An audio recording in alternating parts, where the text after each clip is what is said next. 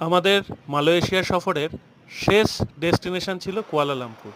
কুয়ালালামপুরের hotel Pacific এক্সপ্রেসের ওপর থেকে তোলা একটা ভিডিও।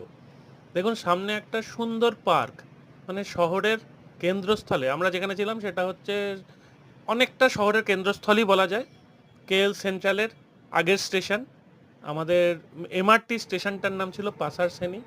ডান দিকে ছিল পাসার সেনি আর বাঁ দিকে মসজিদ জামেক। সেইখানে একটা সুন্দর ছোট্ট পার্ক, সামনে ঘড়ি দেখলেন এবং ছাদ থেকে দেখুন কেএল টাওয়ার দেখা যাচ্ছে।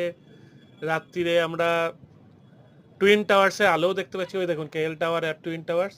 আর একটু আগে যেটা দেখলেন মাদ্রেকা টাওয়ার। আর এই পিছন দিকটা, এই দিকটা হলো মসজিদ নিগাড়া বা ন্যাশনাল মসজিদ।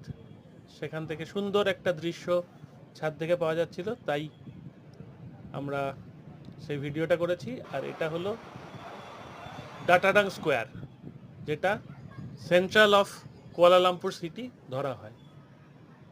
কেমন লাগছে কুয়ালালামপুর সফর বা মালয়েশিয়া সফর জানাবেন কিন্তু।